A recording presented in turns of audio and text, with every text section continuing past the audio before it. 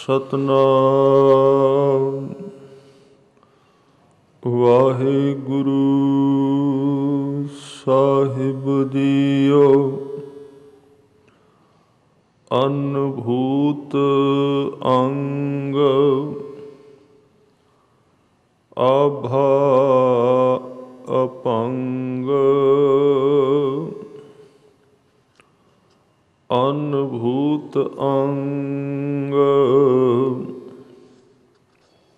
ਆਭਾ ਅਪੰਗ ਗਤ ਮਿਤ ਅਪਾਰ ਗੁਣ ਗਨ ਉਦਾਰ ਮਨ ਗਨ ਪ੍ਰਨਾਮ ਨਿਰਭੈ ਨਿਕਾਮ ਅਤ ਦੁਤ ਪ੍ਰਚੰਡ ਮਿਤ ਗਤ ਅਖੰਡ ਆਲਸੈ ਕਰਮ ਆਦ੍ਰਿਸ਼ੈ ਧਰਮ ਸਰਬਾ ਪਰਨਾਡਿਆ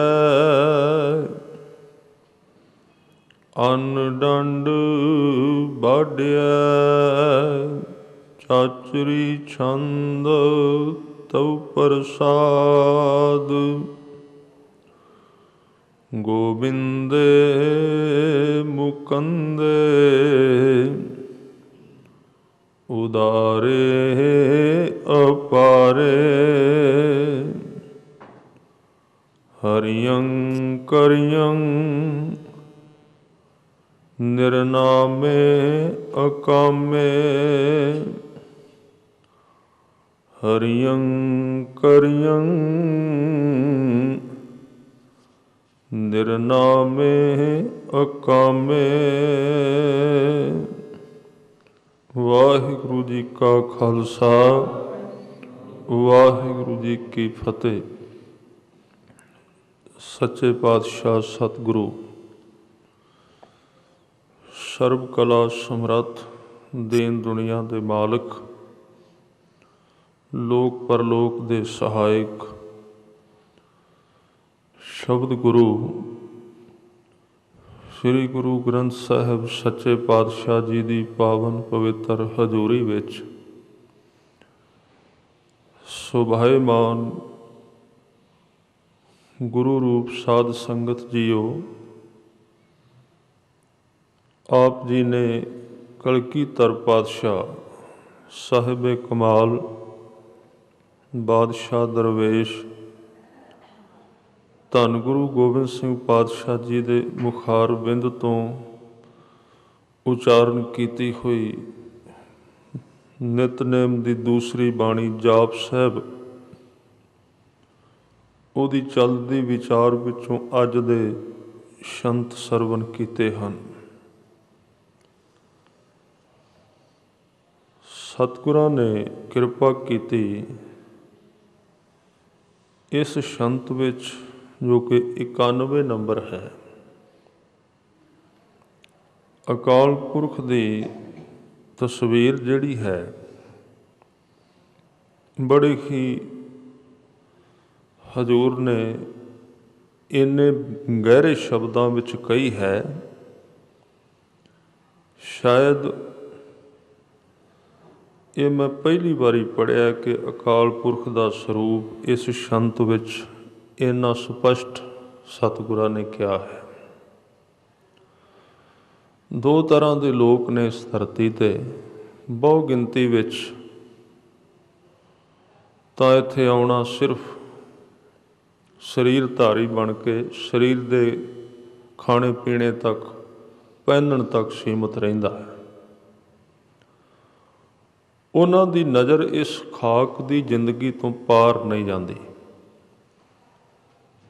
ਸਿਰਫ ਸੌਣਾ ਜਾਗਣਾ, ਬੋਲਣਾ ਵੇਖਣਾ ਸੁਣਨਾ,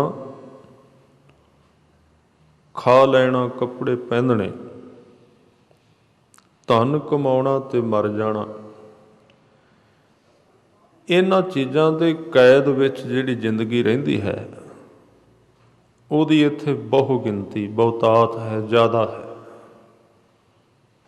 ਵੱਡੀ ਗਿਣਤੀ ਵਿੱਚ ਇਸ ਤਰ੍ਹਾਂ ਦੇ ਸਰੀਰ ਨੇ, ਇਸ ਤਰ੍ਹਾਂ ਦੇ ਲੋਕ ਨੇ, ਪਰ ਥੋੜ੍ਹੇ ਜਿਹੇ ਲੋਕ ਇਸ ਖਾਕ ਦੀ ਜ਼ਿੰਦਗੀ ਤੋਂ ਪਾਰ ਇੱਕ ਨਵੇਂ ਜੀਵਨ ਨੂੰ ਵੇਖਣ ਦੀ ਕੋਸ਼ਿਸ਼ ਕਰਦੇ ਨੇ, ਜਿਹਨੂੰ ਗੁਰੂ ਸਾਹਿਬ ਨੇ ਬਾਣੀ ਵਿੱਚ ਕਿਹਾ ਪਰਲੋਕ। ਇਹ ਲੋਕ ਸੁਖੀਏ ਪਰਲੋਕ ਸੁਹੇਲੇ। ਲੋਕ ਦਾ ਮਤਲਬ ਇਹ ਦੁਨੀਆ ਜਿਹਦੇ ਵਿੱਚ ਅਸੀਂ ਆ ਸਾਰਾ ਦਿਨ ਰਹਿੰਦੇ। ਪਰਲੋਕ ਦਾ ਅਰਥ ਹੈ ਕਿ ਇਸ ਦਿਸ ਦੇ ਜਗਤ ਤੋਂ ਪਾਰ ਦਾ ਜਗਤ, ਪਾਰਲੀ ਦੁਨੀਆ ਹੈ, ਉਹਨੂੰ ਕਹਿੰਦੇ ਪਰਲੋਕ। ਤਾਂ ਬਹੁ ਗਿਣਤੀ ਵਿੱਚ ਅਸੀਂ ਇਸ ਲੋਕ ਦੇ ਨਿਵਾਸੀ ਹਾਂ। ਬਸ ਇਹ ਲੋਕ ਹੀ ਸਾਡਾ ਜੀਵਨ, ਇੱਥੋਂ ਤੱਕ ਸਾਡੀ ਨਜ਼ਰ, ਇੱਥੋਂ ਤੱਕ ਸਾਡੀ ਭੱਜ ਦੌੜ, ਇਹਦੇ ਦੁਆਲੇ ਦੁਆਲੇ ਕੋਹਲੂ ਦੇ ਬੈਲ ਵਾਂਗੂ ਪਰਿਕਰਮਾ ਕਰੀ ਜਾਣੀ। ਇੱਥੋਂ ਜ਼ਿੰਦਗੀ ਸ਼ੁਰੂ ਹੁੰਦੀ ਹੈ ਤੇ ਇੱਥੇ ਹੀ ਸਮਾਪਤ ਹੋ ਜਾਂਦੀ।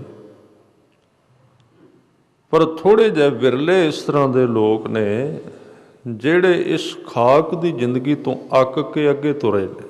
ਉਹਨਾਂ ਨੇ ਅਗਲੀ ਖੋਜ ਕੀਤੀ ਹੈ। ਉਹਨਾਂ ਨੂੰ ਗੁਰਬਾਣੀ ਨੇ ਬ੍ਰਹਮ ਗਿਆਨੀ, ਭਗਤ, ਸੰਤ, ਗੁਰਮੁਖ, ਗੁਰਸਿੱਖ, ਰੱਬ ਦੇ ਪਿਆਰੇ ਕਰਕੇ ਕਿਹਾ ਹੈ। ਔਰ ਜਦੋਂ ਉਸ ਦੁਨੀਆ ਵਿੱਚ ਗਏ, ਕਿਉਂਕਿ ਇੱਥੇ ਜਿੰਨੇ ਸੰਬੰਧ ਸਨ ਸਾਰੇ ਦਿਸਣ ਵਾਲੇ, ਇੱਥੇ ਜਿੰਨੇ ਲੋਕਾਂ ਨੂੰ ਮਿਲਣਾ ਹੈ ਉਹਨਾਂ ਦੇ ਸਰੀਰ ਨੇ, ਉਹਨਾਂ ਦੀ ਭਾਸ਼ਾ ਹੈ, ਉਹਨਾਂ ਨਾਲ ਗੱਲ ਕਰ ਸਕੀਦੀ ਹੈ। ਪਰ ਅੱਜ ਸਤਿਗੁਰਾਂ ਨੇ ਅਕਾਲ ਪੁਰਖ ਵਾਹਿਗੁਰੂ ਜਿਹਦੀ ਉਹ ਖੋਜ ਕਰਦੇ ਨੇ, ਜਿਹਨੂੰ ਉਹ ਖੋਜ ਰਹੇ ਨੇ, ਲੱਭ ਰਹੇ ਨੇ, ਉਹਦਾ ਹੁਣ ਕੋਈ ਸਰੂਪ ਨਹੀਂ ਦੱਸਿਆ ਬਾਣੀ ਵਿੱਚ ਸਿੱਧੇ ਤੌਰ 'ਤੇ। ਉਹ ਕਿਵੇਂ ਦਾ, ਖੋਜ ਦੀ ਗੱਲ ਜ਼ਰੂਰ ਕਰਦੀ ਹੈ। ਇਹ ਗੱਲ ਸਾਰੇ ਕਹਿੰਦੇ ਉਹਨੂੰ ਜਪਣ ਵਾਲਿਆਂ ਦੀ ਕਮੀ ਨਹੀਂ। ਲੱਖਾਂ ਦੀ ਗਿਣਤੀ ਵਿੱਚ ਲੋਕ ਉਹਦੇ ਨਾਮ ਨੂੰ ਗਾਈ ਜਾ ਰਹੇ ਨੇ। ਕੋਈ ਉਹਦੀ ਉਸਤਤ ਗਾ ਰਿਹਾ ਹੈ, ਕੋਈ ਉਹਦੀ ਉਸਤਤ ਦੀ ਵਿਚਾਰ ਕਰ ਰਿਹਾ ਹੈ, ਕੋਈ ਕਿਤਾਬਾਂ ਲਿਖ ਰਿਹਾ ਹੈ, ਕੋਈ ਇਹਦੇ ਬਾਰੇ ਖੋਜ ਕਰ ਰਿਹਾ, ਪਰ ਉਹਦਾ ਕੋਈ ਇੱਕ ਖਾਸ ਸਰੂਪ ਨਹੀਂ ਬਿਆਨ ਕੀਤਾ ਗਿਆ ਵੀ ਇਸ ਤਰ੍ਹਾਂ ਦਾ ਹੈ। ਤੇ ਸਤਿਗੁਰਾਂ ਨੇ ਬਚਨ ਵੀ ਕੀਤੇ ਵੀ ਚੱਕਰ ਚਿਹਨ ਅਰ ਵਰਨ ਜਾਤ ਅਰ ਪਾਤ ਨੈਣ ਜੇ, ਉਹਦਾ ਰੂਪ ਹੀ ਕੋਈ ਨਹੀਂ ਹੈ। ਫਿਰ ਜਿਹਦਾ ਰੂਪ ਨਹੀਂ ਉਹਦੇ ਨਾਲ ਕਿਵੇਂ ਜੁੜਿਆ ਜਾਏ, ਉਹਦੇ ਨਾਲ ਕਿਵੇਂ ਸੰਬੰਧ ਬਣਾਇਆ ਜਾਏ, ਕਈ ਤਰੀਕੇ ਦੱਸੇ ਨੇ। ਇਹ ਤੇ ਆਖਰੀ ਗਿਆਨ ਹੈ ਕਿ ਜਿਸ ਨੂੰ ਤੂੰ ਪਿਆਰ ਕਰਨਾ ਹੈ, ਜਿਹਨੂੰ ਤੂੰ ਜਪ ਰਿਹਾ, ਉਹਦਾ ਰੂਪ ਨਹੀਂ ਕੋਈ। ਉਹਦੇ ਤੋਂ ਪਹਿਲਾਂ, ਕਿਉਂਕਿ ਬੰਦੇ ਦੀ ਮੱਤ ਇੰਨੀ ਮੋਟੀ ਹੈ ਕਿ ਉਹ ਇਸ ਦੁਨੀਆ ਦੇ ਵਿੱਚ ਰਹਿ ਕੇ ਇਸ ਦਾ ਆਦੀ ਹੋ ਚੁੱਕਾ ਹੈ ਕਿ ਜੋ ਕੁਝ ਦਿਸਦਾ ਉਹਨੂੰ ਮੰਨਦਾ ਹੈ। ਇਸ ਕਰਕੇ ਸਤਿਗੁਰਾਂ ਨੇ ਕਈ ਤਰੀਕੇ ਦੱਸੇ। ਕਿਤੇ ਕਿਹਾ ਪ੍ਰਭ ਜੀ ਬਸੈ ਸਾਧ ਕੀ ਰਸਨਾ, ਜਪਣ ਵਾਲਿਆਂ ਦੀ ਰਸਨਾ ਤੇ ਉਹਦਾ ਨਿਵਾਸ ਹੈ। ਕਿਤੇ ਕਿਹਾ ਇਹ ਜਗ ਸੱਚੇ ਕੀ ਹੈ ਕੋਠੜੀ, ਇਹਦੇ ਵਿੱਚ ਉਹਦਾ ਨਿਵਾਸ ਹੈ। ਕਿਤੇ ਸਤਿਗੁਰੂ ਨੇ ਕਿਹਾ ਘਟ ਘਟ ਮੈਂ ਹਰ ਜੂ ਬਸੈ। ਹੋਰ ਵੀ ਕਈ ਥਾਵਾਂ ਤੇ ਕੁਦਰਤ ਕੇ ਸਭ ਬੰਦੇ ਏਕ ਨੂਰ ਤੇ ਸਭ ਜਗ ਉਪਜਿਆ ਕੌਣ ਭਲੇ ਕੋ ਮੰਦੇ। ਪਰ ਇੱਕ ਥਾਂ ਸਤਿਗੁਰੂ ਨੇ ਇਹ ਦੱਸਿਆ ਵੀ ਉਹਦਾ ਨਿਵਾਸ ਸ਼ਬਦ ਵਿੱਚ ਹੈ, ਉਹਦੇ ਨਾਮ ਵਿੱਚ ਉਹਦਾ ਨਿਵਾਸ ਹੈ ਔਰ ਗੁਰੂ ਵਿੱਚ ਉਹਦਾ ਵਸ ਹੈ। ਅੱਜ ਦੇ ਸ਼ਬਦ ਵਿੱਚ ਸਤਿਗੁਰਾਂ ਨੇ ਅਕਾਲ ਪੁਰਖ ਦੇ ਅੰਗਾਂ ਦੀ ਗੱਲ ਕੀਤੀ ਹੈ ਵੀ ਉਹਦੇ ਅੰਗ ਵੀ ਹਨ, ਉਹਦੇ ਹੱਥ ਪੈਰ, ਉਹਦੇ ਪੈਰ ਨੇ, ਉਹਦੇ ਹੱਥ ਵੀ ਨੇ, ਉਹਦੀਆਂ ਅੱਖਾਂ ਵੀ ਨੇ, ਉਹਦਾ ਸਰੀਰ ਵੀ ਹੈ, ਉਹ ਬੋਲਦਾ ਵੀ ਹੈ। ਗੁਰਬਾਣੀ ਵਿੱਚ ਇਸ ਤਰ੍ਹਾਂ ਦੇ ਸ਼ਬਦ ਕਈ ਵਾਰੀ ਆਉਂਦੇ ਨੇ। ਤੇਰਾ ਮੁਖ ਸੁਹਾਵਾ ਜੀਓ ਸਹਿਜ ਧੁਨ ਬਾਣੀ, तेरा मूँह बड़ा सुंदर है, तेरे नैन नक्श। इत्थों तक भी गुरबाणी अंदर ये व्याख्या की गई उहदियां अखां दी, उहदी नासका दी, उहदे वालां दी, उहदे पैरां दी, उहदी चाल किवें दी है, वो बोलदा किदां है, ये सब कुछ कहा गया। हजूर दे मैं थोड़े जे प्रमाण साझे कर दियां। तेरा मुख सुहावा जियो, सहज धुन बाणी। इत्थे दो चीज़ां दा वर्णन गुरु अर्जन देव पातशाह जी ने कीता है कि जिस रब नूं असी जप रहे हैं उहदा मूँह जिहड़ा है वो बहुत सोहना है, उहदी आवाज़ जिहड़ी है, उहदा चेहरा मोहरा जिहड़ा बहुत सुंदर है। फिर अगे एक बचन क्या कहते, सहज धुन बाणी।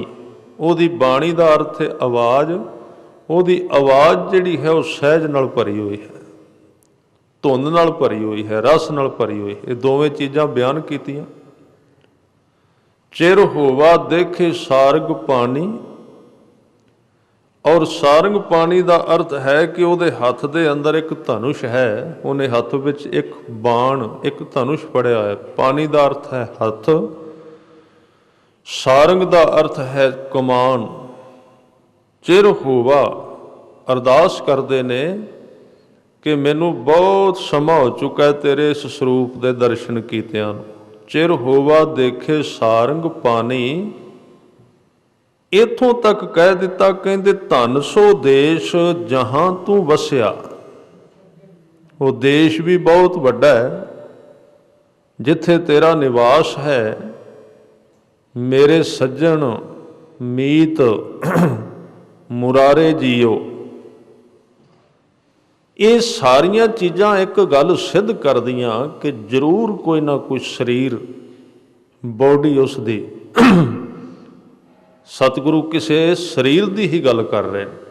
होर भी उदाहरण बाणी विच ने, तेरी चाल सुहावी मधुराड़ी बाणी। चाल कहते हैं तुरन नूं, जदों तू तुरना है तो तेरी चाल बड़ी सुंदर है। तेरी चाल सुहावी मधुराड़ी बाणी। मधुराड़ी का अर्थ है मिठी, मध का अर्थ होंदा है माखियों। बाणी तेरी बहुत मिठी है। कोहकन कोकला तरल जुआणी, जिवें कोयलों की आवाज़ होंदी। होर बचन कीते, कहन लगे तेरे बंके लोए न दंतरशाला। लोयन कहते अखां नूं, दंतरशाला दंद बहुत सोहने ने। सोहने नक, जिहदे नक जिसका बहुत सुंदर है। सोहने नक जिन लंबड़े वाला, उहदे वाल बहुत लंबे। ये सारिया चीज़ां जिहड़ियां ने, एक पासे ते गुरबाणी विच हजूर ने कहा है कि रब जिहड़ा है वो खाक दा नहीं बनिया होया, मिट्टी दा नहीं बनिया, पत्थर दा नहीं है, शरीर वाला नहीं। दूजे पासे सारी बाणी विच उहदा शरीर बयानिया गया भी वो किवें दा, उहदा शरीर काहदा बनिया होया। अज दे इस शंत नूं जदों मैं पढ़िया तो मैनू अज तो 5 साल दियां पहलियां सारियां तुकां दा जवाब गुरु कलगीधर पातशाह की बाणी विचों मिलिया।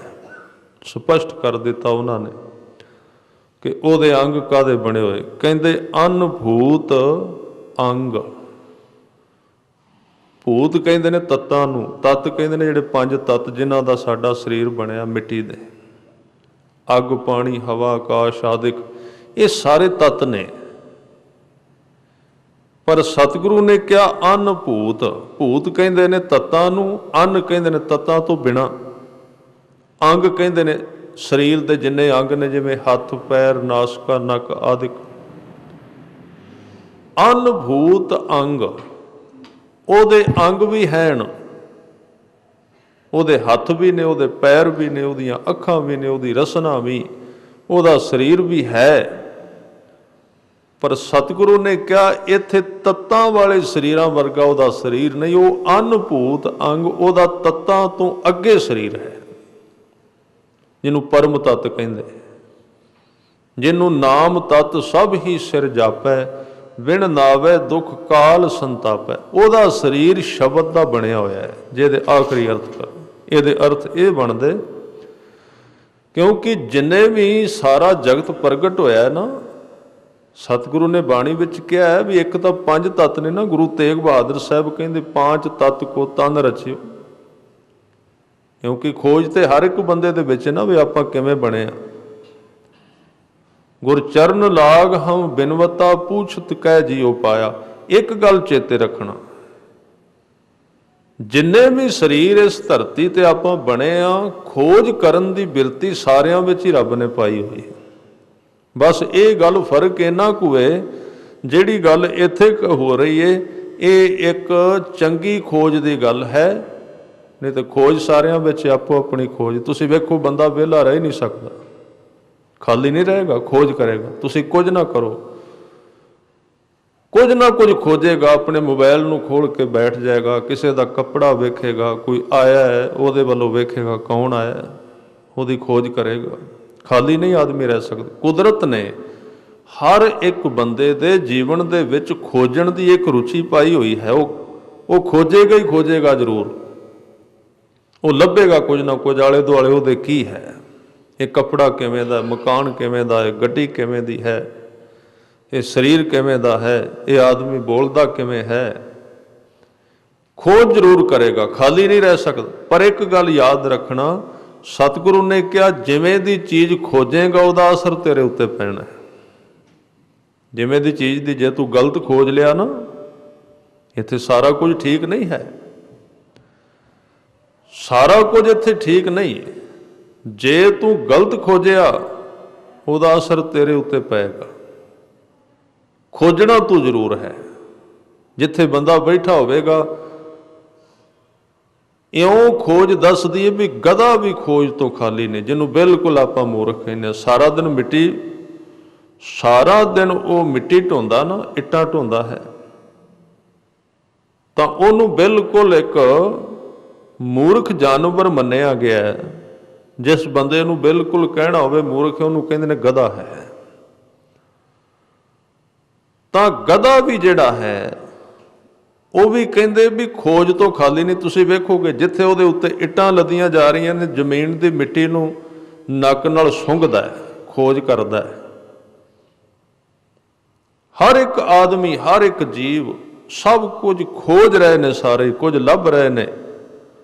ਬਸ ਸਤਿਗੁਰੂ ਨੇ ਇਹੀ ਕਿਹਾ ਵੀ ਆਸੇ ਪਾਸੇ ਕਦੀ ਤੂੰ ਕੁਝ ਖੋਜਣਾ ਹੈ, ਕਦੀ ਕੁਝ ਲੱਭਣਾ ਹੈ। ਸਾਰੀਆਂ ਚੀਜ਼ਾਂ ਲੱਭਿਆ ਤੇਰਾ ਕਦੀ ਵੀ ਜ਼ਿੰਦਗੀ ਵਿੱਚ ਤੈਨੂੰ ਕੋਈ ਚੀਜ਼ ਨੇ, ਕਿਸੇ ਨੇ ਤ੍ਰਿਪਤ ਨਹੀਂ ਕਰਨਾ। ਇਹਨਾਂ ਚੀਜ਼ਾਂ ਨੇ ਕਦੀ ਤੈਨੂੰ ਰਜਾਉਣਾ ਨਹੀਂ। ਅਸਲ ਵਿੱਚ ਤੇਰੇ ਵਿੱਚ ਰੱਬ ਨੇ ਰੁਚੀ ਪਾਈ ਸੀ ਕਿ ਉਹ ਰੱਬ ਨੂੰ ਖੋਜੇਗਾ, ਨਾਮ ਨੂੰ ਖੋਜੇਗਾ, ਉਹਨੂੰ ਖੋਜਦਾ ਨਹੀਂ ਤੇ ਖੋਜ ਹੋਰ ਪਾਸੇ ਤੁਰ ਪੈਂਦੀ, ਫਿਰ ਕਦੀ ਕਿਸੇ ਚੀਜ਼ ਨੂੰ ਲੱਭਦਾ। ਤਾਂ ਖੋਜ ਜ਼ਰੂਰ ਹੈ ਅੰਦਰ। ਮੈਂ ਬੇਨਤੀ ਕਰ ਰਿਹਾ ਸਾਂ, ਜਿਹੜੇ ਸਾਰਿਆਂ ਦਾ ਵਿਸ਼ਾ ਨਹੀਂ ਹੈ ਧਰਮ। ਜਿਹੜਾ ਹੈ ਧਰਮ ਵੀ ਜਿਹੜਾ, ਉਹਦੇ ਵਿੱਚ ਵੀ 2 ਜਮਾਤਾਂ ਨੇ, ਇੱਕ ਖੋਜੀ ਧਾਰਮਿਕ ਨੇ, ਇੱਕ ਟਾਈਮ ਪਾਸ ਧਾਰਮਿਕ ਨੇ। ਇੱਕ ਉਹ ਧਰਮ ਵਿੱਚੋਂ ਕੁਝ ਅਕਾਲ ਪੁਰਖ ਵਾਹਿਗੁਰੂ ਦੇ ਨਾਮ ਦੀ ਖੋਜ ਕਰਦੇ ਨੇ, ਇੱਕ ਧਰਮ ਵਿੱਚੋਂ ਸੰਸਾਰ ਦੀ ਖੋਜ ਕਰਦੇ ਨੇ। 2 ਤਰ੍ਹਾਂ ਦੇ ਲੋਕ, ਜਿਹੜੇ ਸਿੱਧ ਸਨ, ਜਿਹੜੇ ਜੋਗੀ ਸਨ, ਘਰ ਛੱਡ ਕੇ ਚਲੇ ਗਏ, ਸਮਾਧੀਆਂ ਲਾ ਲਈਆਂ। ਗੁਰੂ ਸਾਹਿਬ ਉਹਨਾਂ ਕੋਲ ਗਏ ਤੇ ਉਹਨਾਂ ਨੇ ਕਿਹਾ ਚਰਚਾ ਕਰਨੀ ਹੈ। ਹਜ਼ੂਰ ਬੈਠ ਗਏ, ਗੱਲਬਾਤ ਹੋਈ। ਉਹਨਾਂ ਨੇ ਕਿਹਾ ਵੀ ਤੁਹਾਡਾ ਤੇ ਸਾਡਾ ਪੰਥ ਇੱਕੋ ਹੀ ਹੈ। ਹਜ਼ੂਰ ਨੇ ਕਿਹਾ ਨਹੀਂ, ਤੁਹਾਡਾ ਤੇ ਸਾਡਾ ਪੰਥ ਇੱਕ ਨਹੀਂ। ਪੰਥ ਇੱਕ ਕਿਉਂ ਨਹੀਂ? ਕਹਿਣ ਲੱਗੇ, ਇੱਕ ਸਿਆਣਾ ਜੋਗੀ ਸੀ, ਉਹਨੇ ਕਿਹਾ ਤੁਸੀਂ ਵੀ ਰੱਬ ਦਾ, ਤੁਸੀਂ ਵੀ ਧਿਆਨ ਲਾਉਂਦੇ ਹੋ, ਅਸੀਂ ਵੀ ਸਮਾਧੀ ਲਾਉਂਦੇ ਹਾਂ, ਕੀ ਫਰਕ ਹੈ? ਤੁਸੀਂ ਵੀ ਕਹਿੰਦੇ ਹੋ ਵੀ ਬੰਦੇ ਨੂੰ ਵਿਕਾਰਾਂ ਵਿੱਚ ਨਹੀਂ ਫਸਣਾ ਚਾਹੀਦਾ, ਅਸੀਂ ਵੀ ਕਹਿੰਦੇ ਹਾਂ ਨਹੀਂ। ਸਤਿਗੁਰਾਂ ਨੇ ਕਿਹਾ ਤੁਹਾਡੇ ਤੇ ਸਾਡੇ ਵਿੱਚ ਫਰਕ ਹੈ, ਤੁਸੀਂ ਸੰਸਾਰੀ ਹੋ, ਅਸੀਂ ਸੰਨਿਆਸੀ ਹਾਂ। ਗੱਲ ਬੜੀ ਉਲਟੀ ਸੀ। ਉਹਨਾਂ ਨੇ ਕਿਹਾ ਹੱਦ ਹੋ ਗਈ, ਸੰਨਿਆਸੀ ਤੇ ਅਸੀਂ ਹਾਂ। ਵੇਖੋ ਕੱਪੜੇ ਪਾਏ ਨੇ ਪੀਲੇ ਰੰਗ ਦੇ, ਗੇਰੂਏ ਪਾਏ ਨੇ, ਮਾਲਾ ਨੇ ਸਾਡੇ ਕੋਲ, ਤੇ ਤੁਸੀਂ ਤਾਂ ਸ਼ਾਦੀ ਕਰਵਾਈ ਹੈ, ਤੁਸੀਂ ਤੇ ਸੰਸਾਰੀ ਹੋ। ये उल्टी भाषा क्यों बोली है, ये गलत गल क्यों तुसां कह दी। सतगुरां ने कहा गलत नहीं है, तुसी संसारी हो, तुसी गृहस्थी हो, असी सन्यासी हाँ। कहन लगे किवें, ते सतगुरु ने जवाब दिता, कहन लगे तुसी समाधि विचों भी संसार ही लभदे हो पए, इस करके संसारी हो। तुसी गेरुए कपड़ियां दे विचों भी दुनिया दे रस लभ रहे हो, किसी नूं वर देआंगे, किसी नूं शराब देआंगे, कोई मंत्र जपांगे 10 बंदे साडे पैरां ते सिर रख देणगे, कोई लावांगे समा जिथे जावांगे लोग उठ के खड़े हो जाणगे। ते फर्क की पिया तुहाडे विच ते राजनीतिक लीडरां दे विच, वो भी यही करते हैं भी जिथे जाइए 4 वोटां पिछे होण। धार्मिक बंदे दा मतलब जिहड़ा दुनिया की सलाह नाल नहीं जिउंदा, वो अपने आप जिउ सकदा है। ਉਹਦੇ ਅੱਗੇ सारा संसार झुक जाए ਤਾਂ भी उसे हालात विच उसे मुद्रा विच रहेगा। ਉਹਦੇ ਅੱਗੇ ਉਹਦੇ परिवार के मैंबर भी ना झुकण ਉਹਨੂੰ ਤਾਂ भी कोई परवाह नहीं है। इक्को रस धार्मिक बंदा ਉਹਨੂੰ ਕਹਿੰਦੇ। बंदा तो जिउंदा ही शरीरां दे वोटां दे आधार ते किन्ने लोग मैनूं मनदे ने। जे 4 बंदे नहीं झुकदे आदमी बीमार हो जाता है, ਉਹਦਾ रस दुनिया करके वो जिउंदा ही दूजियां दे करके, अपने आप करके तो जिंदा ही नहीं होया। अजे मैं एक बड़ी सुंदर कहानी पढ़ी है, बंदे नूं किते अपने आप अपने गुरु के सहारे ते रब के सहारे ते जिउण दी जाच आ जाए, उस संसार के सहारे ते क्यों जिउंदा है? क्योंकि संसार ते आप बेसहारा है, ਉਹਦਾ सहारा तो ठीक नहीं होवेगा। पर साडी एक मानता, साडी एक धारना बन चुकी है कि जे लोग सानू जिवें कहण असीं उस तरह प्रतीत करन लग पैंदे आ। जे उन्होंने कहा भी तुसीं बहुत वड्डे हो तो असीं वड्डे लगने आ, जे 4 बंदियां ने ना कहा वड्डे तो असीं छोटे हो गए। उस वेले चेहरा उतर गया, सिकरी आ गई, फिर नहीं चलदा। मैं कहानी बड़ी सुंदर पढ़ी, तुहाडे नाल साझी करदिआं। वैसे तो एक वैष्णव सन, पंडित सन, ते मास तां खांदे नहीं। उन्हां कितों बकरी खरीद लई एक पिंड विचों, सोचिया सोहनी लगी बहुत, खरीद के एक पिंड तो अपने पिंड जा रहे सी, ते बकरी दा अजे छोटा जिहा बच्चा ही सी, उन्होंने मोढे ते चुक लिया। हैंड सन पंडित वैष्णव, मास मच्छी नहीं सन खांदे। तो राह विच 3-4 आदमी उन्होंने वेख्या भी पंडित जी किधर बकरी चुक के लैके जा रहे, ये तो साडे काम आउण वाली है, इनू लून लावांगे ते किवें लईए, तरीका किहड़ा है? वो 4 जने अगे दूर जाके 2-2 किलियां दी विथ दे उत्ते 200-200 मीटर की विथ ते खड़े हो गए। पहला मिलिया उन्हां विचों ते पहले ने कहा, पंडित जी कुत्ता बहुत वधिया खरीदिया, चुकी तो बकरी हुई सी। उन्होंने उसके विश्वास नूं तोड़ के उहदे अंदर एक बिरती नूं बदलना चाहा।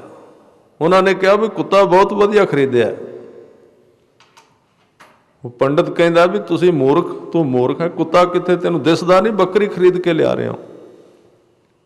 उन्हें कहा नहीं चलो तुसी नहीं मनना ठीक है, पर कुत्ता बहुत चंगी नस्ल का हुण खरीद के लिया सी अपने हथी बकरी, पर उहदे कहण नाल 20% उहदा विश्वास टुट गया भी वाकई बकरी है। थोड़ा जिहा उन्हें उत्ते कन्नां दे हथ फेर के वेख्या भी वाकई बकरी है कि कुत्ता है, विश्वास डोल गया। थोड़ा जिहा अगे होर क्या गया, दूसरा मिल पिया, उन्हें एक शब्द वरत्या, कहन लगा घोर कलयुग आ गया है, दुनिया खत्म होने वाली है। पंडित ने कहा क्यों? कहन लगे तुहाडे वर्गे वैष्णव भी सिर ते कुत्ता चुकी फिरदे ने। शक होर डूंगा हो गया, क्योंकि 2 बंदियां ने कह दिता। इस बारी उन्हें वो बकरी अपने मोढे तो ला के वेखी भी वाकई बकरी है कि कुत्ता है। वो कहन लगा तेनों दिसदा नहीं बकरी है? कहन लगा नहीं, तुहानू भुलेखा लगा। जदों 2 बंदियां ने कह दिता ते मन विच शक इन्ना गहरा हो गया मैं गल कर रहा बंदा दूसरिਆਂ ਦੀ स्टेटमेंट ਤੇ ਆਪਣੀ ਜ਼ਿੰਦਗੀ ਨੂੰ ਜਿਉਂਦਾ ਹੈ, ਉਹਦੀ ਆਪਣੀ ਕੋਈ ਜ਼ਿੰਦਗੀ ਹੈ ਨਹੀਂ। ਕਿਸੇ ਤਰ੍ਹਾਂ ਅੱਗੇ ਗਿਆ ਤੇ ਜਦੋਂ ਤੀਜਾ ਮਿਲਿਆ ਨਾ, ਉਹਨੇ ਵੀ ਇਹ ਗੱਲ ਕਹੀ ਵੀ ਕੁੱਤਾ ਬਹੁਤ ਨਸਲ ਦਾ ਹੈ। ਪੰਡਤ ਨੇ ਬੱਕਰੀ ਜਿਹੜੀ ਲਾ ਕੇ ਮੋਢੇ ਤੋਂ ਵਗਾਈ, ਕਹਿਣ ਲੱਗਾ ਭੁਲੇਖੇ ਨਾਲ ਖਰੀਦ ਲਿਆ, ਉੱਥੇ ਤਾਂ ਬੱਕਰੀ ਦਿਸਦੀ ਸੀ, ਹੈ ਕੁੱਤਾ ਹੀ ਹੈ। ਮੰਨ ਗਿਆ ਪੂਰੀ ਤਰ੍ਹਾਂ। ਯਾਨੀ ਕਿ ਜਿੰਨੇ ਜੇ 10-12 ਬੰਦੇ ਸਾਨੂੰ ਜੋ ਕਹਿਣਗੇ ਨਾ, ਅਸੀਂ ਉਸ ਤਰ੍ਹਾਂ ਦੀ ਬਣ ਜਾਂਦੇ ਹਾਂ। ਸਾਨੂੰ ਆਪਣੇ ਆਪ ਤੇ ਵਿਸ਼ਵਾਸ ਹੀ ਨਹੀਂ ਹੈ, ਦੂਜਿਆਂ ਦੇ ਆਧਾਰ ਤੇ ਜਿਉਂਦੇ ਆ। ਤੇ ਗੁਰੂ ਨਾਨਕ ਸਾਹਿਬ ਸੱਚੇ ਪਾਤਸ਼ਾਹ ਜੀ ਦੇ ਨਾਲ ਜਿਹੜੀ ਸਿੱਧਾਂ ਦੀ ਵਾਰਤਾਲਾਪ ਹੋਈ ਤਾਂ ਸਤਿਗੁਰੂ ਨੇ ਇੱਕ ਭਾਸ਼ਾ ਵਰਤੀ, ਕਹਿਣ ਲੱਗੇ ਤੁਸੀਂ ਸੰਸਾਰੀ ਹੋ, ਕਿਉਂਕਿ ਉਹਨਾਂ ਨੇ ਕਿਹਾ ਸੀ ਤੁਸੀਂ ਗ੍ਰਸਤੀ ਹੋ, ਅਸੀਂ ਸੰਨਿਆਸੀ। ਸਤਿਗੁਰੂ ਨੇ ਕਿਹਾ ਨਹੀਂ, ਤੁਸੀਂ ਸੰਸਾਰੀ ਹੋ ਤੇ ਅਸੀਂ ਸੰਨਿਆਸੀ ਹਾਂ। ਕਿਉਂ? ਕਹਿਣ ਲੱਗੇ ਤੁਸੀਂ ਧਰਮ ਵਿੱਚੋਂ ਸੰਸਾਰ ਲੱਭ ਰਹੇ ਹੋ, ਤੁਸੀਂ ਸਮਾਧੀਆਂ ਵਿੱਚੋਂ ਨਾਟਕ ਚੇਟਕ ਲੱਭ ਰਹੇ ਹੋ, ਆਪਣੀ ਪੂਜਾ ਕਰਾਉਣੀ ਚਾਹੁੰਦੇ ਹੋ। 6 ਮਹੀਨਿਆਂ ਬਾਅਦ ਜਾਂਦੇ ਹੋ ਅਚਲ ਬਟਾਲੇ ਦੇ ਮੇਲੇ ਤੇ, ਲੋਕ ਇਕੱਠੇ ਹੋ ਜਾਂਦੇ ਨੇ, ਉੱਥੇ ਤੁਹਾਡੀ ਪੂਜਾ ਕਰਦੇ ਨੇ, ਮਾਲ ਮੱਤਾ ਇਕੱਠਾ ਕਰਕੇ ਕਮਰੇ ਵਿੱਚ ਜਮ੍ਹਾਂ ਕਰ ਲੈਂਦੇ ਹੋ, ਫਿਰ ਸਮਾਧੀ ਲਾਉਂਦੇ ਹੋ ਅਗਲੇ 6। ਫਿਰ ਕੀ ਕਰ ਰਹੇ ਹੋ? ਤੁਹਾਡਾ ਪ੍ਰਯੋਜਨ ਕੀ ਹੈ? ਤੁਹਾਡਾ ਪ੍ਰਯੋਜਨ ਤੇ ਸੰਸਾਰ ਹੀ ਹੈ ਨਾ, ਸੰਸਾਰ ਦੇ ਲੋਕ ਝੁਕਾਉਣੇ ਨੇ, ਹੋਰ ਕੀ ਪ੍ਰਯੋਜਨ ਹੈ? ਕਾਹਦੇ ਵਾਸਤੇ ਧਰਮ ਕੁਮਾਰ? ਪਰ ਅਸੀਂ ਰਹਿੰਦੇ ਸੰਸਾਰ ਵਿੱਚ ਹਾਂ, ਸਾਡਾ ਪ੍ਰਯੋਜਨ ਸੰਸਾਰ ਨੂੰ ਝੁਕਾਉਣਾ ਨਹੀਂ, ਸਾਡਾ ਪ੍ਰਯੋਜਨ ਧਰਮ ਹੈ, ਪਰਮਾਤਮਾ ਦੇ ਨਾਲ ਇੱਕਮਿਕ ਹੋਣਾ ਹੈ, ਉਹਦੇ ਚਰਨਾਂ ਵਿੱਚ ਝੁਕਣਾ ਹੈ। ਇਸ ਕਰਕੇ ਤੁਸੀਂ ਜਵਾਬ ਦਿਓ ਕਿ ਗ੍ਰਸਤੀ ਕੌਣ ਹੈ ਤੇ ਸੰਨਿਆਸੀ ਕੌਣ ਹੈ। ਸਤਿਗੁਰੂ ਨੇ ਇੱਕ ਥਾਂ ਤੇ ਜਵਾਬ ਮੰਗਿਆ ਵੀ ਇਹ ਬਾਣੀ ਵਿੱਚ ਕਿ ਕੌਣ ਗਿਰਹੀ ਕੌਣ ਉਦਾਸੀ, ਤੁਹਾਡੇ ਵਿੱਚੋਂ ਦੱਸੋ ਗ੍ਰਸਤੀ ਕਿਹੜਾ ਤੇ ਉਦਾਸੀ ਕਿਹੜਾ? ਗ੍ਰਸਤੀ ਦੇ ਅਰਥ ਨੇ ਜਿਹੜਾ ਹੈ ਭਾਵੇਂ ਧਰਮ ਵਿੱਚ, ਹੈ ਭਾਵੇਂ ਜਪੀ ਤਪੀ, ਖੋਜ ਸੰਸਾਰ ਦੀ ਕਰ ਰਿਹਾ ਹੈ ਭਾਵੇਂ ਸੇਵਾਦਾਰ, ਨਿਸ਼ਾਨਾ ਤੇ ਉਹਦਾ ਸੰਸਾਰ ਹੀ ਹੈ। ਸੰਨਿਆਸੀ ਕੌਣ ਹੈ? ਧਾਰਮਿਕ ਕੌਣ ਹੈ? ਜਿਹੜਾ ਹੈ ਭਾਵੇਂ ਗ੍ਰਸਤੀ ਸੰਸਾਰ ਦੇ ਵਿੱਚ, ਪਰ ਖੋਜ ਰੱਬ ਦੀ ਕਰ ਰਿਹਾ ਹੈ। ਉਹ ਕੁਝ ਬਣਨਾ ਨਹੀਂ ਚਾਹੁੰਦਾ, ਉਹ ਆਪਣੇ ਆਪ ਨੂੰ ਮਿਟਾਉਣਾ ਚਾਹੁੰਦਾ ਹੈ। ਇਸ ਕਰਕੇ ਸੰਨਿਆਸੀ ਦਾ ਅਰਥ ਠੀਕ ਹੈ। ਕੁਝ ਲੋਕ ਇਸ ਧਰਤੀ ਤੇ ਸਦਾ ਰਹੇ ਨੇ, ਜਿਹੜੇ ਪਿਛਲੇ ਜਨਮਾਂ ਦੇ ਤਜਰਬਿਆਂ ਵਿੱਚੋਂ ਨਿਕਲੇ ਹੁੰਦੇ, ਉਹਨਾਂ ਗ੍ਰਸਤ ਨੂੰ ਚੰਗੀ ਤਰ੍ਹਾਂ ਵੇਖ ਲਿਆ ਹੁੰਦਾ ਹੈ, ਗ੍ਰਸਤ ਵਿੱਚੋਂ ਅੱਗੇ ਨਿਕਲ ਜਾਂਦੇ। ਉਹ ਫਿਰ ਗ੍ਰਸਤ ਵਿੱਚ ਨਹੀਂ ਪੈਂਦੇ, ਤਾਂ ਚੰਗੀ ਗੱਲ ਹੈ ਉਹ ਨਾ ਪੈਣ, ਉਹ ਬਹੁਤ ਵੱਡੀ ਗੱਲ, ਕਿਉਂਕਿ ਉਹਨਾਂ ਨੇ ਪਿੱਛੇ ਕਈ ਵਾਰੀ ਇਸ ਸੰਸਾਰ ਨੂੰ ਚੰਗੀ ਤਰ੍ਹਾਂ ਵੇਖ ਲਿਆ, ਗ੍ਰਸਤ ਨੂੰ, ਤਾਂ ਹੁਣ ਉਹਨਾਂ ਨੇ ਉਹ ਕੰਮ ਤਿਆਗ ਕੇ ਇਸ ਰੱਬ ਦੇ ਕੰਮ ਨੂੰ ਇਕੱਲੇ ਨੂੰ ਚੁਣਿਆ। ਪਰ ਕਈ ਵਾਰੀ ਬੰਦਾ ਤਿਨ ਕੀ ਰੀਸ ਕਰੈ ਸੋ ਬਿਗੁਚੈ, ਜੇ ਕੋਈ ਸੰਸਾਰੀ ਵਾਸ਼ਨਾ ਵਾਲਾ ਬੰਦਾ ਇਸ ਤਰ੍ਹਾਂ ਦੇ ਬਖਸ਼ੇ ਹੋਏ ਜਿਹੜੇ ਸੰਸਾਰ ਨੂੰ ਉਲੰਘ ਚੁੱਕੇ ਨੇ, ਅਭਿਆਗਤ ਕਿਹਾ ਜਿਨ੍ਹਾਂ ਨੂੰ ਗੁਰੂ ਸਾਹਿਬ ਨੇ, ਜੇ ਕੋਈ ਬੰਦਾ ਸਿਰਫ ਬਾਹਰੋਂ ਉਹਨਾਂ ਦੀ ਰੀਸ ਕਰੇ ਵੀ ਉਹ ਇਸ ਤਰ੍ਹਾਂ ਬਹਿੰਦੇ, ਇਸ ਤਰ੍ਹਾਂ ਕੱਪੜੇ ਪਾਉਂਦੇ ਨੇ, ਇਸ ਤਰ੍ਹਾਂ ਕਰਦੇ ਨੇ, ਸੋ ਵਿਗੁਚੈ ਦਾ ਅਰਥ ਉਹ ਬੰਦਾ ਖੁਆਰ ਹੋਵੇਗਾ। ਰੀਸ ਕਰਨੀ ਤੇ ਅੰਦਰੋਂ ਕਰੇ। ਤਿਨ ਕੀ ਰੀਸ ਕਰੈ ਸੋ ਬਿਗੁਚੈ, ਜਿਨ ਹਰ ਪ੍ਰਭ ਹੈ ਰਖਵਾਰਾ। ਉਹਨਾਂ ਦਾ ਜੀਵਨ ਬੜਾ ਉੱਚਾ ਹੈ, ਬੜੇ ਮਹਾਨ ਨੇ, ਧੁੱਪਿਆ ਹੋਇਆ ਹੈ। ਤਾਂ ਉਹਨਾਂ ਬਾਰੇ ਸਤਿਗੁਰੂ ਨੇ ਕਿਹਾ ਵੀ ਹੰਸਾਂ ਦੇਖ ਤਰੰਦਿਆਂ ਬੱਗਾਂ ਪੇ ਆਇਆ ਚਾਓ। ਹੰਸ ਬੜੇ ਸਮੁੰਦਰ ਵਿੱਚ ਤਰ ਰਹੇ ਸਨ, ਕਿਉਂਕਿ ਉਹਨਾਂ ਦਾ ਤਰਨਾ ਸਹਿਜ ਸੁਭਾਅ ਹੈ, ਉਹਨਾਂ ਨੂੰ ਤੇ ਖੰਭ ਹੀ ਨਹੀਂ ਹਿਲਾਉਣੇ ਪੈਂਦੇ, ਸਰੀਰ ਹੀ ਇਸ ਤਰ੍ਹਾਂ ਦਾ ਬਣਿਆ ਕਿ ਪਾਣੀ ਉਹਨਾਂ ਨੂੰ ਡੋਬਦਾ ਹੀ ਨਹੀਂ, ਉਹ ਨਹੀਂ ਡੁੱਬਦੇ, ਨਾ ਉਹਨਾਂ ਨੂੰ ਹੱਥ ਪੈਰ ਮਾਰਨੇ ਪੈਂਦੇ, ਉੱਤੇ ਬੈਠ ਗਏ ਬਸ ਆਪੇ ਤਰੀ ਜਾਣਗੇ। ਸਰੀਰ ਦੀ ਬਣਤਰ ਇਸ ਤਰ੍ਹਾਂ ਦੀ ਹੈ। ਤੇ 10-12 ਬਗਲੇ ਕਹਿੰਦੇ ਲੰਘ ਰਹੇ ਸੀ, ਉਹਨਾਂ ਨੇ ਸੋਚਿਆ ਵੀ ਰੰਗ ਵੀ ਇਹਨਾਂ ਦਾ ਵੀ ਸਫੈਦ ਰੰਗ, ਸਾਡਾ ਵੀ ਸਫੈਦ। ਦਾਅਵਾ ਕਰ ਦਿੱਤਾ, ਦਾਅਵਾ ਠੋਕ ਦਿੱਤਾ ਉਹਨਾਂ ਨੇ ਵੀ ਅਸੀਂ ਵੀ ਹੰਸ ਹਾਂ। ਉਹਨਾਂ ਵਿੱਚੋਂ 1-2 ਨੇ ਸਮਝਾਇਆ ਵੀ ਹੰਸ ਚਿੱਟੇ ਰੰਗ ਕਰਕੇ ਨਹੀਂ ਹੁੰਦਾ, ਹੰਸ ਦਾ ਸਰੀਰ ਹੀ ਇਸ ਤਰ੍ਹਾਂ ਦਾ ਹੁੰਦਾ ਹੈ, ਉਹਨੂੰ ਪਾਣੀ ਨਹੀਂ ਡੋਬਦਾ। ਤੇ ਤੁਸੀਂ ਇਹਨਾਂ ਦੀ ਰੀਸ ਨਾ ਕਰੋ। ਜਦੋਂ ਤੁਸੀਂ ਹੰਸ ਬਣੋਗੇ ਉਦੋਂ ਪਾਣੀ ਤੇ ਬਹਿ ਜਾਣਾ, ਤੁਹਾਨੂੰ ਪਾਣੀ ਨਹੀਂ ਡੋਬੇਗਾ। ਹੁਣ ਤੁਸੀਂ ਉੱਡਣ ਵਾਲੇ ਹੋ, ਉੱਡਦੇ ਰਹੋ। ਪਰ ਰੀਸ ਦੀ ਤਾਂ ਖਾਸ ਕਰਕੇ ਇਸ ਦੇਸ਼ ਵਿੱਚ ਤਾਂ ਬਹੁਤਾ ਰਿਵਾਜ ਹੈ। ਇੱਕ ਬੰਦਾ ਜਿਵੇਂ ਦੇ ਵਸਤਰ ਪਹਿਨ ਦਾ ਸਾਰੇ ਉਸੇ ਤਰ੍ਹਾਂ ਦੇ। 10-12 ਆਦਮੀ ਚੁਣੇ ਹੋਏ ਨੇ ਇਸ ਦੇਸ਼ ਦੇ, ਉਹ ਟੀਵੀ ਤੇ ਜਿਵੇਂ ਦੇ ਕੱਪੜੇ ਪਾ ਕੇ ਆ ਜਾਣ, ਭਾਵੇਂ ਪਾਟੇ ਪਾ ਕੇ ਆ ਜਾਣ, ਸਾਰਾ ਦੇਸ਼ ਪਾਟੇ ਕੱਪੜੇ ਪਾ ਲਏਗਾ, ਸਾਰਾ ਦੇਸ਼। ਤਾਂ ਇਸ ਤਰ੍ਹਾਂ ਦੀ ਭੇਡਾ ਚਾਲ ਹੈ ਇੱਕ ਦੂਜੇ ਦੇ ਪਿੱਛੇ ਤੁਰਨ ਦੀ। ਤੇ ਬੇਨਤੀ ਮੈਂ ਸਾਂਝੀ ਕਰ ਰਿਹਾ ਸੀ, ਉਹ ਬਗਲੇ ਜਿਹੜੇ ਰੀਸ ਵਿੱਚ ਫਸੇ ਹੋਏ, ਰੀਸਾਂ ਕਰੈ ਤਿਨਾੜੀਆਂ ਜੋ ਸੇਵੈ ਦਰ ਖੜੀਆਂ, ਤਾਂ ਇਹਨੂੰ ਕਹਿੰਦੇ ਭੇਡ ਬਿਰਤੀ। ਤਾਂ ਮੈਂ ਇੱਕ ਬੜੀ ਸੁੰਦਰ ਕਹਾਣੀ ਸੁਣੀ ਹੈ। ਕਿਸੇ ਅਧਿਆਪਕ ਨੇ ਆਪਣੇ ਵਿਦਿਆਰਥੀ ਨੂੰ ਪੁੱਛਿਆ ਸੀ ਖੜੇ ਕਰਕੇ ਵੀ ਜੇ ਇੱਕ ਵਾੜੇ ਵਿੱਚ 100 ਭੇਡਾਂ ਨੇ, ਇੱਕ ਬਾਹਰ ਕੱਢ ਦਈਏ, ਬਾਕੀ ਕਿੰਨੀਆਂ ਬਚੀਆਂ, ਬਾਕੀ ਕਿੰਨੀਆਂ ਰਹਿ ਗਈਆਂ? ਤੇ ਜੇ ਗਿਣਤੀ ਦਾ ਹਿਸਾਬ ਲਾਓ ਤੇ 99 ਸਨ। ਕਈਆਂ ਨੇ ਕਿਹਾ 99 ਰਹਿ ਗਈਆਂ। ਪਰ ਇੱਕ ਤਜਰਬੇ ਵਾਲਾ ਬੱਚਾ ਸੀ, ਵਿਦਿਆਰਥੀ ਸੀ, ਉੱਠ ਕੇ ਖੜਾ ਹੋਇਆ, ਕਹਿੰਦਾ ਮੈਂ ਦੱਸਣਾ ਚਾਹੁੰਦਾ। ਅਧਿਆਪਕ ਨੇ ਕਿਹਾ ਦੱਸੋ। ਇੱਕ ਵਾੜੇ ਵਿੱਚ 100 ਭੇਡਾਂ ਨੇ, ਇੱਕ ਕੱਢ ਦਈਏ, ਬਾਕੀ ਕਿੰਨੀਆਂ ਬਚੀਆਂ? ਉਹਨੇ ਕਿਹਾ ਬਾਕੀ ਕੋਈ ਨਹੀਂ ਬਚੀ, ਵਾੜਾ ਖਾਲੀ ਹੋ ਗਿਆ, ਸਾਰੀਆਂ ਚਲੀਆਂ। ਕਹਿਣ ਲੱਗਾ ਇਹ ਕੀ ਗੱਲ, ਇੱਕ ਕੱਢੀ 99 ਨਹੀਂ ਰਹੀਆਂ? ਤਾਂ ਉਹਨੇ ਕਿਹਾ ਨਹੀਂ, ਮੈਂ ਇਹ ਜਵਾਬ ਕਿਤਾਬ ਵਿੱਚੋਂ ਨਹੀਂ ਪੜ੍ਹਿਆ ਸੀ, ਭੇਡਾਂ ਰੱਖੀਆਂ ਹੋਈਆਂ ਨੇ, ਜੇ ਵਾੜੇ ਵਿੱਚੋਂ ਇੱਕ ਕੱਢੀਏ ਤੇ 99 ਉਹਦੇ ਪਿੱਛੇ ਆਪੇ ਨਿਕਲ ਜਾਂਦੀਆਂ ਨੇ।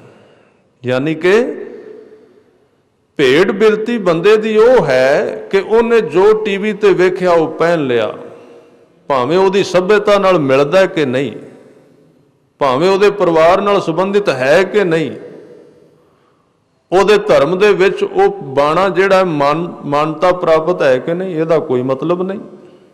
ਤਾਂ ਉਹ ਭੇਡ ਬਿਰਤੀ ਹੈ। ਉਹ ਸਰੀਰ ਮਨੁੱਖ ਦਾ ਹੈ।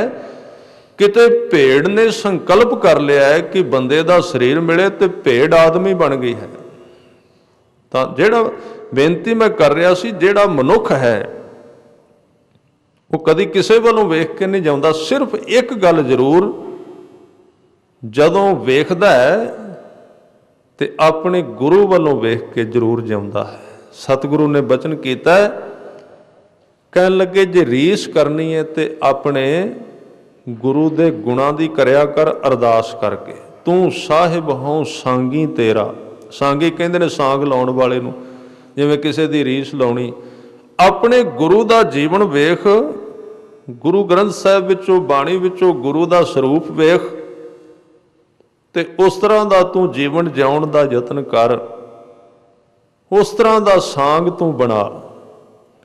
ਤਾਂ ਮੈਂ ਅੱਜ ਦਾ ਜਿਹੜਾ ਬਚਨ ਹੈ ਆਪ ਜੀ ਨਾਲ ਸਾਂਝਾ ਕਰਦਿਆਂ ਮੈਂ ਬੇਨਤੀ ਕੀਤੀ ਸੀ, ਧੰਨ ਗੁਰੂ ਗ੍ਰੰਥ ਸਾਹਿਬ ਸੱਚੇ ਪਾਤਸ਼ਾਹ ਜੀ ਦੀ ਬਾਣੀ ਵਿੱਚ ਅਕਾਲ ਪੁਰਖ ਵਾਹਿਗੁਰੂ ਦੇ ਬਾਰੇ ਬਹੁਤ ਸਾਰੇ ਸ਼ਬਦ ਆਉਂਦੇ ਵੀ ਉਹ ਕਿਵੇਂ ਦਾ ਹੈ।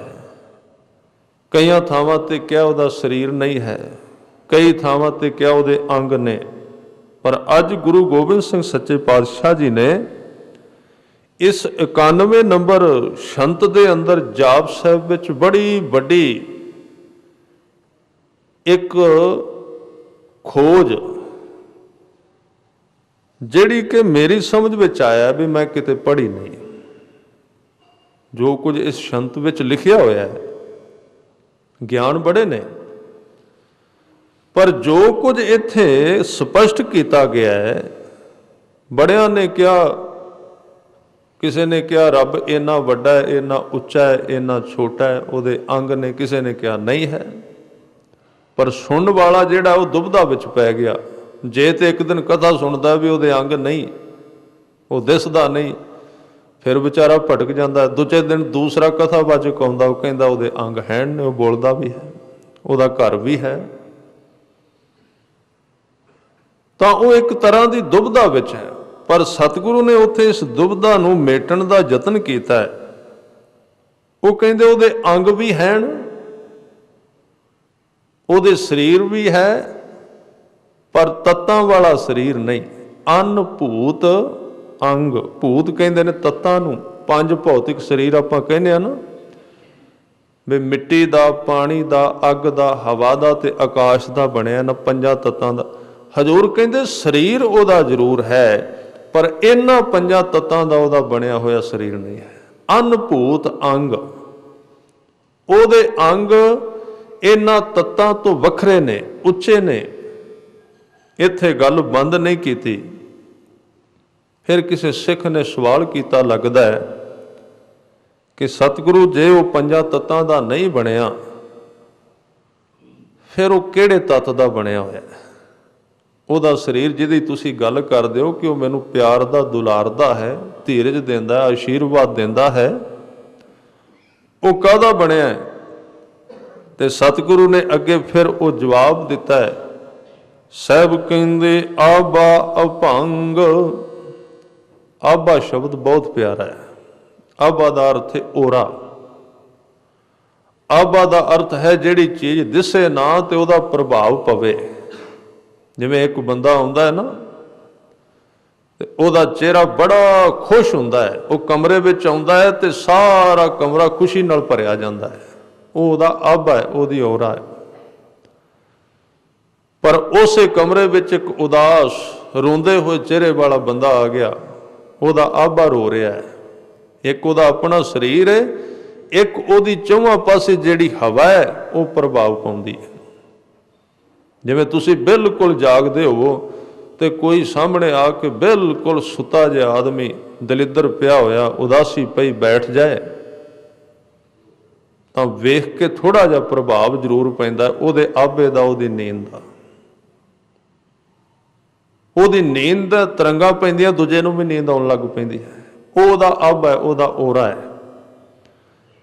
ਜਿਵੇਂ ਤੁਸੀਂ ਤਸਵੀਰਾਂ ਤੇ ਵੇਖਦੇ ਹੋ, ਗੁਰੂ ਸਾਹਿਬ ਦੀਆਂ ਤਸਵੀਰਾਂ ਬਣਾਈਆਂ ਬਾਅਦ ਵਿੱਚ ਲੋਕਾਂ ਨੇ, ਪਰ ਉਹਨਾਂ ਦੇ ਦੁਆਲੇ ਇੱਕ ਚੱਕਰ ਬਣਾਇਆ ਗਿਆ ਪ੍ਰਕਾਸ਼ ਦਾ, ਨੂਰ ਦਾ, ਇੱਕ ਸਿਰਫ ਵਿਖਾਉਣ ਵਾਸਤੇ ਕਿ ਜਿਹੜੇ ਅਕਾਲ ਪੁਰਖ ਵਾਹਿਗੁਰੂ ਦੇ ਪਿਆਰ ਵਾਲੇ ਲੋਕ ਨੇ ਉਹਨਾਂ ਦੇ ਆਲੇ ਦੁਆਲੇ ਇੱਕ ਅੱਬਾ, ਇੱਕ ਔਰਾ ਰਹਿੰਦਾ, ਉਹਨਾਂ ਦੀ ਹਵਾ ਹੁੰਦੀ ਹੈ। ਤਾਂ ਹੀ अरदास विच सिख मंग करदा है। ये सब तो वड्डी अरदास सिख दी कि ओ ही मैनू मिलना जिन्हां नूं मिलिया तू चित आवें, क्योंकि ये बड़ी वड्डी विग्यान है। इहदे वर्गा होर कोई जप तप, कोई जुगती है ही नहीं दुनिया विच। बसंत राग दा पहला शब्द ध्यान नाल पढ़ना गुरु नानक साहब जी दा, महा महा मुबारखी चढ़िया सदा बसंत, परफड़ चित संभाल सोए सदा सदा गोबिंद, भोलिया होमै सुरत विसार वाला जिहड़ा शब्द है, इहदे विच रहाओ वाली एक तुक आउंदी है। उहनूं कदी ध्यान नाल पढ़ना। गुरु नानक साहब किसी बंदे दे जवाब दा सवाल दिंदे ने कि जिहड़ा जग जीवन अकाल पुरख है ਉਹਦੇ नाल मिलाप किवें हो सकदा, ਉਹਦੇ नाल साडे संबंध किवें बन सकदे ने। ते सतगुरु ने एक बचन कहा, जग जीवन जुगत ना मिलै काए। कहन लगे कोई जुगती नहीं, क्योंकि खोजी जिहड़ा पुछदा ते है ना भी किहड़ा तरीका है, किवें बवां, किवें रीढ़ दी हड्डी सीधी करां, यतन करदा है, खोज करदा है। सतगुरु ने जवाब दिता है, कहन लगे जग जीवन जुगत ना मिलै काए। जिहड़ा जग जीवन है जुगतियां नाल नहीं मिलदा, जप तप नाल नहीं मिलदा। फिर महाराज नाल तुसी कहंदे हो जप तप का बंध बेड़दा। हजूर ने कहा हाँ जप तप, मैं नहीं कहा भी जप तप नाल मिलदा है। जप तप नाल बेड़ी बनदी है जिहदे उत्ते चढ़ के तुसी इस संसार समुंदर ते दरिया तो लंघना है, ते पारले पासे वो है। जप तप तुहानूं चाहीदा, बाणी पढ़नी चाहिदी है, सेवा करनी चाहिए। वो सिर्फ बेड़ी है, वो मिलाप नहीं। मिलाप ਉਹਦੀ ਕਿਰਪਾ ਨਾਲ ਹੈ।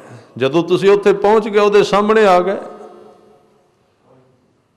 ਤਾਂ ਇਸ ਜੁਗਤਾਂ ਨੂੰ ਇਹ ਸਮਝ ਲੈਣਾ ਬਈ ਇਹ ਸਾਨੂੰ ਕੰਮ ਦੇਣਗੀਆਂ, ਇਹ ਸਾਡੀ ਇੱਕ ਮੂਰਖਤਾ ਭਰੀ ਇੱਕ ਗਿਆਨ ਹੈ ਜੋ ਅਧੂਰਾ ਹੈ। ਤੇ ਸਤਿਗੁਰੂ ਨੇ ਬਚਨ ਕੀਤੇ, ਜਗ ਜੀਵਨ ਜੁਗਤ ਨਾ ਮਿਲੈ ਕਾਏ। कोई जुगत इस तरह की नहीं जिस द्वारा तुसी उन्हें खुश कर सको। कोई इस तरह की सेवा, कोई इस तरह का सिमरन, कोई इस तरह का ध्यान, कोई इस तरह का चक्कर नाभि का कुछ नहीं। फिर वो किहड़ियां चीज़ां ने? वो सिर्फ बंदे की अपनी सुरत नूं ठीक करने वास्ते, अपने मकान की सफाई वास्ते ने, अपने आप नूं धोण वास्ते, अपने आप नूं शुद्ध करने वास्ते ने। पर इत्थे सतगुरु ने एक जुगत विच दस दिती। मैं शब्द की गल कर रहा सी, जिहड़ा बसंत राग का पहला शब्द है, जग जीवन जुगत ना मिलै काए। पर एक जुगत दस दिती, कहन लगे तेरे दासन दासां रवों राए। जेड़ा तेरे दासां दा दास होना, यही सब तो वड्डी जुगत है, यही सब तो वड्डा तरीका है। दासां दा दास, सारियां दा दास, ये सारियां वास्ते इक्को जी कई गुरु साहब ने। ये वास्ते नहीं भी ये कुछ लोगों वास्ते है भी तुसी दासां दे दास बन जाओ, नहीं, सारियां वास्ते है। ये ठीक है, जेडे विशेष लोग हुंदे ने वो आपे ही चुने जाते, आपे ही पहचाने जाते, पर यह हुक्म सारियां नूं है। सिर नानक लोका भाव है, बलिहारी जाऊं जेते तेरे नाम है। तो सतगुरु दे अज बचन ने कहंदे अनभूत अंग आबा अपंग। आबा दे अर्थ ने प्रकाश। अकाल पुरख वाहिगुरू जिस दा बयान कलगियां वाले पातशाह कर रहे ने, कहंदे ओदी आबा, ओदा प्रभाव, ओदा असर अपंग है। भाव उन्होंने कट्टिया नहीं जा सकता। भंग दे अर्थ ने तोड़ना, उन्होंने कट्टिया नहीं जा सकता। सतगुरु अगे बचन कहंदे गत मित अपार। गत दे अर्थ ने स्पीड, गति। अकाल पुरख दे कम करन दी जिहड़ी गति है वो अपार दा मतलब बेहद है, उन्होंने किसे मिलिया नहीं अज तक। किन्नी स्पीड नाल वो कम करदा है, किन्नी तेजी नाल करदा है। दो गुण उहदे विच इकट्ठे ने। हुण इत्थे अगे ही एक आवेगा कि आलस्य कर्म। आलस्य दा अर्थ है आलसी होना। वैसे इहदे अर्थ ये भी कीते ने लेस रहत होना, दोवें अर्थ बनते हैं। आलस का अर्थ है कि काम करना भी ते काम दे प्रभाव थले भी ना आना। जिवें आपां कहने भी आदमी काम करदा है, कई देशों के विच एक बहुत वड्डा रोग है। तुसीं विदेश विच कहोगे, विदेश विच जाके देखो, उत्थे एक बड़ी वड्डी बीमारी उहदे नाल लोग पीड़ित हो गए ने, कौमे में चले गए ने। वो किहड़ा रोग है? उन्होंने कहते स्ट्रोक। स्ट्रोक का मतलब भी बंदा अज काम करके आया है तो अजे गड्डी तो उतरिया नहीं, कल वाले का बोझ फिर दिमाग से भी कल किवें सवेरे फिर उठना है। रात के 10 बज गए, अजे कपड़े भी नहीं धोते, अजे शरीर नूं आराम भी नहीं मिलिया, तो कल वाले काम का दिमाग ते बोझ। जे सवेरे ना गए तो नौकरी कट्टी जाएगी, तो जे उन्होंने साल बाद इत्थे छुट्टी मिली भी तुसीं अपने देश जाके आओ, तो उन्होंने दिनों के विच वापस मुड़ना है। जे लेट हो गए तो भी नौकरी गई। उन्होंने कहते दिमाग के उत्ते पिया होया प्रैशर, प्रभाव, स्ट्रोक कहते उन्होंने। उहदे नाल विदेशी लोग बड़े पीड़ित ने। सतगुरु ने कहा भी तू काम भी बड़ा करना है, बहुत काम करना है, पर तेरे उत्ते स्ट्रोक नहीं, तेरे उत्ते प्रैशर नहीं काम दा, तू फिर भी आलसी रहना है, बेपरवाह जा रहना। थोड़े जे आलस विच होना रब दा गुण है, थोड़े जे आलस विच, थोड़े जे बेपरवाह रहना। पर इन्ने आलसी नहीं जिन्हें आपां हो गए। असीं ज़्यादा आलसी हो गए, ध्यान ही इहदे विच रहना जी। नींद नहीं पूरी हुई, की करांगे अज?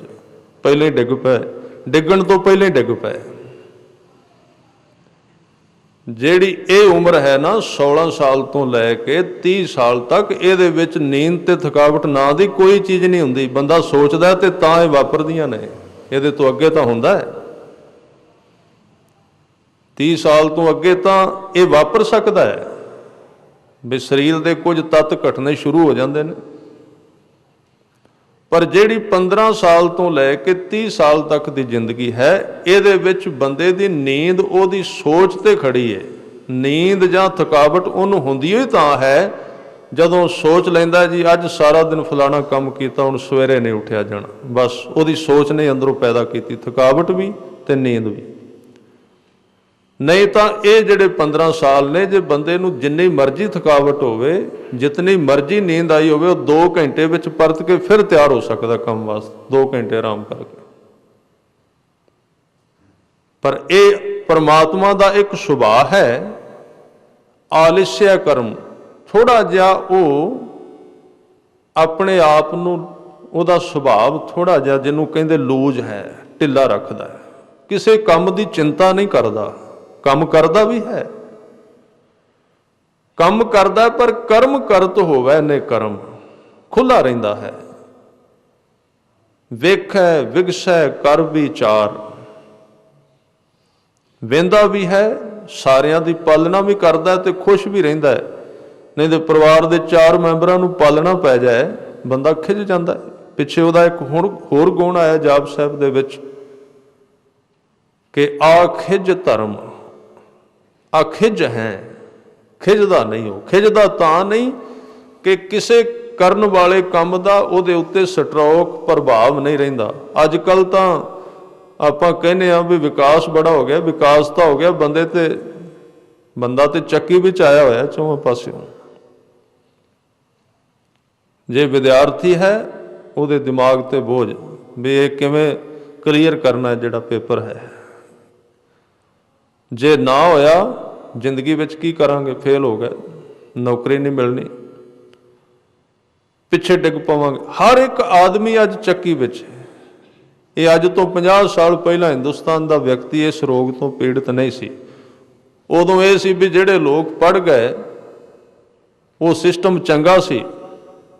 उदों ज़्यादिਆਂ ਨੂੰ पढ़न की व्यवस्था नहीं सी तो ठीक सी। हुण तो पढ़े लिखे अनपढ़ हो गए, क्योंकि अगों थां ही कोई नहीं मिलती, कित्थे काम करनगे। जिहड़ा पिछला सिस्टम सी कि थोड़े जिहे लोग ज़्यादा पढ़न, बाकी दे नॉर्मल जिहे पढ़न, आम काम करन, वो बड़ा वधिया सी। पर हुण सारे पढ़ गए तो सारे साधु ही बन गए। हुण होर की करना है, क्योंकि अगे पोस्टां खाली होनी नहीं इन्ने पढ़िया वास्ते, कित्थे काम करनगे। तां ये गुण अकाल पुरख वाहिगुरू दा सतगुरु ने गिणिया है। कहंदे गत मित अपार, जदों काम करदा, जदों संसार की रचना करदा है तो बड़ी स्पीड विच उहनूं जाणिया नहीं जा सकदा, उहनूं मिणिया नहीं जा सकदा। उहदी स्पीड नूं इन्नी जल्दी नाल हर रोज़ इन्ने नवे शरीर पैदा करी जा रहे, इन्नियां नूं मारी जा रहा, इन्नियां नूं तंदुरुस्त कर रहा है, इन्नियां नूं वड्डे कर रहा है। किन्ने शरीर ने, सारियां दे सारे शरीर लंबे कर रहा है, इन्ना कुछ करी जा रहा है। इस तरह का उस अकाल पुरख का कर्म कलगीधर पातशाह जाप साहिब विच गिणदे हुए कहंदे गत मित अपार, गुण गन उदार। फिर इन्नी गति नाल काम भी करदा है, इन्नियां नूं बनाउंदा भी है। फिर वो कहंदे उदार, खुले दिल वाला है, बना के छड्ड दिंदा है, परत के कदी नहीं कहंदा मैं इन्हां नूं बनाया है, कदी नहीं कहंदा। नहीं तो बंदा एक इट धरदा है गुरुद्वारे विच, एक इट मरण तक नहीं भुलेगा उन्होंने। मैं फलाने गुरुद्वारे विच एक इट चुक के लाई सी, सेवा की सी, दिती नहीं, सिर्फ लाई। मैं इन्ने साल एक काम किया है, लिख लिया अंदर, अंदर मैल इकट्ठी हो गई, मैं किया है। सिर्फ एक रब है जिहड़ा बहुत कुछ करता है, उन्होंने चेता भुल जाता, याद नहीं रहिंदा मैं बनाया सी, मैं कीता सी। तो इस तरह के आदमी नाल उहदा कोई संबंध नहीं जिहड़ा लिस्ट बना के रखदा धर्म दी। वो तो याद कौन रखदा है? वो पढ़िया लिखिया ज्ञानवान पंडित हो सकता है, पंडित नूं बहुत याद रहिंदा है, ब्रह्म ज्ञानी नूं कुछ भी याद नहीं रहिंदा। उन्हें कल कीता अज भुल गया, स्लेट साफ हो गई, कोई मैल नहीं, कोई भार नहीं। पर असी पहला माड़े कर्मां दियां पंडां चुकियां होईयां सन, गुरु ने वो तां ला दित्तियां, हुण चंगियां दियां ਉਹਦੇ ਤੋਂ भी भारियां चुक लईयां। बोझ तां इक्को ही रहा। तुसीं कदी ख्याल करो, एक बंदे ने 40 किलो मिट्टी चुकी होवे सिर ते, शरीर थकदा ना तुरन लग्या, 40 किलो मिट्टी। चलो 40 किलो मिट्टी किते सिट दित्ती बोरी ते 40 किलो सोना चुक लिया, कि सोने का भार घट हुंदा है, वो घट थकाउंदा आदमी नूं। भार तां आखिर भार ही है ना, भावें मिट्टी का है तो भावें सोने का है, वजन तो वजन ही है, वो थकाएगा तो उन्ना ही बंदे नूं। ये तो नहीं भी सोने का वजन होर तरह का हुंदा है तो मिट्टी का होर तरह का। हंकार भावें संसार का होवे भावें धर्म का, ਉਹਦੇ वजन ਵਿੱਚ कोई फर्क नहीं पैंदा, वो दोवें ਇੱਕੋ ਜਿਹੇ ਹੁੰਦੇ। इस करके इस भुलेखे ਵਿੱਚ ਬੰਦਾ ਰਹਿੰਦਾ भी मैं संसार ते आ गया, हुण इधर आ गया, हुण तां पंड वड्डी चुक लई, पर बोझ ते उन्ना ही है, बोझ नहीं छुटदा, भार नहीं घटदा। इसलिए तुसीं सवैयां ਵਿੱਚ एक वचन पढ़ोगे, ते नर भाव उतार किए निरभार। बड़ा प्यारा वचन है भट्टां दा। सवेरे दरबार साहिब तो सवैया वार वार दोहराया जाता, ते नर भाव उतार किए निरभार। उन्हां दे उत्ते ना संसार दा भार है, ना अपने बनाए हुए झूठे ज्ञान ते कमाए हुए धर्म का ज्ञान जिहड़ा वो भी भार नहीं बनता, बिल्कुल खाली ने। एक तो बिना उन्हां कोल होर नहीं कुछ, ते खसम छोड़ दूजे लगे, डूबे सेवन जा रहा। इस तरह सतगुरु कहंदे कि गुण गन उदार, खुले दिल वाला है, बेपरवाह है, वो बहुतियां गल्लां दे हिसाब किताब नहीं करता। सतगुरु फिर अगे उस्तत विच आके कलगियां वाले पातशाह कहंदे, मुन गन प्रणाम। मुन कहंदे ने देवतियां नूं, गण कहंदे ने बहुते, बहुत सारे देवते दिन रात उसनूं प्रणाम करते हैं, उहदी अरदल विच रहिंदे ने। देवते उसनूं लोचदे रहिंदे ने, उहदे अगे झुकदे ने। फिर कहंदे निरभै निकाम, इन्ना निर्भय रहिंदा है वो, और कामना तो रहत रहिंदा है, उहदे विच कोई कामना नहीं हुंदी। अत दुत प्रचंड, दुत कहंदे ने प्रभाव नूं, शोभा नूं, ਉਹਦਾ ਜਿਹੜਾ ਪ੍ਰਭਾਵ ਹੈ ਪ੍ਰਚੰਡ, बड़ा तेज है। जिथे वो प्रगट हो जाता है, जिस शरीर विच ਉਹਦੀਆਂ किरणां ਜਿਹੜੀਆਂ बाहर डुलन लग पैंदियां ने, ਉਹਦਾ प्रभाव प्रचंड हो जाता है, इन्ना तेज हो जाता है कि ਉਹਦੇ विरोधी भी ਉਹਦੇ सामने आके झुक जाते हैं। पूरे गुरु हृदय हर सिमरत, मुख देखत अग जाहे परेरे। ये ਉਹਦੇ प्रभाव की निशानी है। अत दुत प्रचंड, ਉਹਦਾ दुत, ਉਹਦਾ प्रभाव, ਉਹਦਾ प्रकाश बड़ा प्रचंड है, बड़ा चढ़दी कला वाला। ते सतगुरु बचन कहंदे मित गत अखंड, ਉਹਦੇ ਕੰਮ ਕਰਨ ਦੀ ਜਿਹੜੀ गति है अखंड है, भाव ਉਹਨੂੰ रोक कोई नहीं सकता। सदा वो निरंतर कर्मशाली रहिंदा है। एक पासे ਉਹਦੀ गति बड़ी तेज है, दूसरे पासे कहंदे आलस्या धर्म, ਇਹਦੇ पिछे यया है, इनू बोलना है।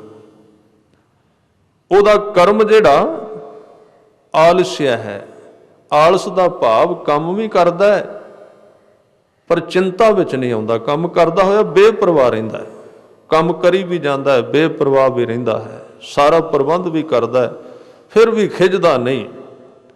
इस तरह का वह जीवन है। और एक पासे आलस्या का मतलब न्यूट्रल रहिंदा, काम के प्रभाव थले नहीं आउंदा, परवाह नहीं करता। एक पासे लेस रहत रहिंदा है, किसी काम का उहदे उत्ते कोई प्रभाव नहीं पैंदा, किसी काम नाल वो जुड़दा नहीं, अपना नां नहीं जोड़दा उहदे नाल। सतगुरु अगे बचन करते कहते आदृश्य धर्म, उसका जिहड़ा धर्म है सारा अणदिसदा। अदृश्य का मतलब जिहड़ा दिसे ना, जिवें अपना धर्म है ना, ਹੁਣ ਆਪਾਂ ਕਹਿੰਦੇ ਆਪਾਂ ਸਿੱਖ ਬਣ ਗਏ, ਕੀ ਨਿਸ਼ਾਨੀ ਹੈ? ਸਿੱਖ ਬਣਨ ਦੀ ਨਿਸ਼ਾਨੀ ਕੀ ਹੋਵੇਗੀ? ਜੇ ਬਾਹਰੋਂ ਵੇਖੋਗੇ ਤੇ ਬਾਹਰੋਂ ਇਹ ਧਰਮ ਹੈ ਕਿ 5 ਕਕਾਰ ਨੇ, ਸ੍ਰੀ ਸਾਹਿਬ ਪਾਈ ਹੋਈ ਹੈ। ਜੇ ਪੰਡਤ ਹੈ ਤਾਂ ਉਹਦਾ ਜਨੇਊ ਹੈ ਜਾਂ ਕਿਸੇ ਸੁੰਨਤ ਕੀਤੀ ਹੈ। ਇਹ ਧਰਮ ਦੇ ਹਿੱਸੇ ਬਾਹਰਲੇ ਦਿਸਦੇ ਨੇ, ਪਰ ਜਿਹੜਾ ਇਹ ਧਰਮ ਸਤਿਗੁਰੂ ਨੇ ਕਿਹਾ ਅਦ੍ਰਿਸ਼ ਹੈ। ਜਦੋਂ ਕੋਈ ਰੱਬ ਨਾਲ ਜੁੜਦਾ ਹੈ ਉਹਦਾ ਧਰਮ ਕੱਲਾ ਦਿਸਦਾ ਨਹੀਂ, ਅਦ੍ਰਿਸ਼ ਹੈ, ਦਿਸਣ ਤੋਂ ਰਹਿਤ ਹੋ ਜਾਂਦਾ ਹੈ। ਭਾਵ ਕੀ ਹੈ ਕਿ ਨਾਮ ਹੀ ਉਹਦਾ ਧਰਮ ਹੈ, ਜਿਹੜਾ ਦਿਸਣ ਵਿੱਚ ਨਹੀਂ ਆਉਂਦਾ, ਕੇਵਲ ਮੰਨਣ ਵਿੱਚ ਆਉਂਦਾ ਹੈ। ਕੇਵਲ ਉਹਨੂੰ ਪਿਆਰ ਕੀਤਾ ਜਾ ਸਕਦਾ ਹੈ। ਅਦ੍ਰਿਸ਼ ਧਰਮ। ਤੇ ਜਿਹੜੇ 93 ਨੰਬਰ ਸ਼ੰਤ ਦੇ ਵਿੱਚ ਅਖੀਰ ਵਿੱਚ ਸਤਿਗੁਰਾਂ ਨੇ ਕਿਰਪਾ ਕੀਤੀ, ਕਹਿਣ ਲੱਗੇ ਸਰਬਾ ਪਰਨਾਡਿਆ। ਪਰਨਾਡਿਆ ਦਾ ਮਤਲਬ ਭਰਨਾ, ਸਾਰਿਆਂ ਲੋਕਾਂ ਨੂੰ ਭਰਦਾ ਹੈ, ਉਹਨਾਂ ਦੀ ਭੁੱਖ ਮਿਟਾਉਂਦਾ ਹੈ। ਅਰਬਾਂ ਜੀਵ ਨੇ ਇਸ ਧਰਤੀ ਤੇ, ਉਹਨਾਂ ਦੀ ਭੁੱਖ ਮਿਟਾਉਣ ਵਾਲਾ ਹੈ। ਉਹਨਾਂ ਦਾ ਜਿਹੜਾ ਹੈ ਰਿਜ਼ਕ ਦਾਤਾ ਹੈ, ਉਹਨਾਂ ਨੂੰ ਰੋਜੀ ਦਿੰਦਾ ਹੈ, ਉਹਨਾਂ ਦੀ ਪਾਲਣਾ ਕਰਦਾ ਹੈ। ਔਰ ਅੰਨ ਡੱਡ ਬਾਢਿਆ, 2 ਸ਼ਬਦ ਇਕੱਠੇ ਨੇ, ਬੜੇ ਮਹਿੰਗੇ ਸ਼ਬਦ ਨੇ, ਤੁਸੀਂ ਕਈ ਵਾਰੀ ਪੜ੍ਹਦੇ ਹੋ। ਇਹਨਾਂ ਦੇ ਅਰਥ ਬੜੇ ਪਿਆਰੇ ਨੇ। ਜਾਪ ਸਾਹਿਬ ਦੀ ਬਾਣੀ ਮਹਿੰਗੀ ਹੈ, ਸਾਰੀ ਉਮਰ ਆਪਾਂ ਪੜ੍ਹਦੇ ਰਹੇ। ਇਹਦੇ ਵਿੱਚ ਜਿਹੜੀ ਵਿਸ਼ੇਸ਼ਤਾ ਹੈ, ਜੇ ਕਿਤੇ ਸਿੱਖ ਥੋੜ੍ਹਾ ਜਿਹਾ ਸੀਰੀਅਸ ਹੋ ਜਾਏ, ਖਜ਼ਾਨਾ ਬਹੁਤ ਹੈ ਬਾਣੀ ਵਿੱਚ। ਜੇ ਉਹਦੀ ਮੱਤ ਥੋੜ੍ਹੀ ਜਿਹੀ ਸੀਰੀਅਸ ਹੋ ਜਾਏ, ਚੰਚਲ ਨਾ ਰਵੇ, ਤਾਂ ਬਹੁਤ ਕੁਝ ਖੋਜ ਸਕਦਾ ਹੈ। ਸਤਿਗੁਰੂ ਨੇ ਬਚਨ ਕੀਤੇ ਅੰਨ ਡੰਡ। ਅੰਨ ਡੰਡ ਦਾ ਮਤਲਬ ਉਹ ਕਿਸੇ ਨੂੰ ਡੰਡ ਨਹੀਂ ਦਿੰਦਾ। ਦੂਸਰਾ ਸ਼ਬਦ ਹੈ ਬਾਢਿਆ। ਬਾਢਿਆ ਦਾ ਮਤਲਬ ਸਖਤ ਵੀ ਬੜਾ ਹੈ, ਲਿਹਾਜ਼ ਵੀ ਨਹੀਂ ਕਰਦਾ। ਦੋਵੇਂ ਗੁਣ ਉਹਦੇ ਵਿੱਚ ਇਕੱਠੇ ਨੇ। ਬਾਢਿਆ ਦਾ ਮਤਲਬ ਬੜਾ ਸਥਿਰ, ਬੜਾ ਖਰਵਾ, ਫੈਸਲਾ ਨਾ ਬਦਲਣ ਵਾਲਾ। ਪਰ ਇਹ ਅੰਨ ਡੰਡ ਦਾ ਮਤਲਬ ਹੈ ਜੇ ਕਿਸੇ ਨੂੰ ਡੰਡ ਦੇਣਾ ਹੋਵੇ ਤੇ ਡੰਡ ਮਾਫ ਕਰ ਦਿੰਦਾ, ਦਿੰਦਾ ਨਹੀਂ। 2 ਸੁਭਾਅ ਇਕੱਠੇ ਨੇ। ਹੁਣ ਇਹ ਅਗਲੇ ਬੰਦੇ ਤੇ ਗੱਲ ਖੜੀ ਹੈ, ਜਿਹੜਾ ਤੇ ਉਹਦੇ ਨਾਲ ਪਿਆਰ ਕਰਦਾ ਹੈ, ਉਹਦੇ ਤੇ ਗੁਨਾਹਾਂ ਦਾ ਵੀ ਡੰਡ ਉਹਨੂੰ ਨਹੀਂ ਦਿੰਦਾ। ਜੇ ਕੋਈ ਉਹਦੇ ਅੱਗੇ ਝੁਕ ਗਿਆ, ਉਹਦੇ ਨਾਲ ਜੁੜ ਗਿਆ, ਉਹਦੀ ਸ਼ਰਨ ਵਿੱਚ ਪੈ ਗਿਆ, ਉਹਦੇ ਵਾਸਤੇ ਉਹ ਅੰਨ ਡੰਡ ਹੈ। ਪਰ ਜੇ ਕੋਈ ਬੜਾ ਹੰਕਾਰੀ ਰਿਹਾ ਹੈ, ਉਹਦੇ ਵਾਸਤੇ ਬਾਢਿਆ ਦਾ ਮਤਲਬ ਬੜਾ ਸਖਤ ਹੈ, ਉਹਨੂੰ ਫਿਰ ਡੰਡ ਵੀ ਦਿੰਦਾ ਹੈ। ਜਿਹੜਾ ਝੁਕ ਗਿਆ ਉਹਦੇ ਵਾਸਤੇ ਅੰਨ ਡੰਡ ਹੈ। ਇਹ ਗੁਣ ਸਤਿਗੁਰਾਂ ਨੇ ਬਖਸ਼ਿਸ਼ ਕੀਤੇ ਨੇ। ਆਓ ਸਾਧ ਸੰਗਤ, ਸਮੇਂ ਦੀ ਇੱਥੇ ਸਮਾਪਤੀ ਹੈ। 1-2 ਮਿੰਟ ਵਾਸਤੇ ਗੁਰੂ ਚਰਨਾਂ ਨਾਲ ਸਾਂਝ ਪਾਈਏ। ਸਾਰਿਆਂ ਨੇ ਬੋਲਣ ਦੀ ਕਿਰਪਾ ਕਰਨੀ। ਵਾਹਿਗੁਰੂ।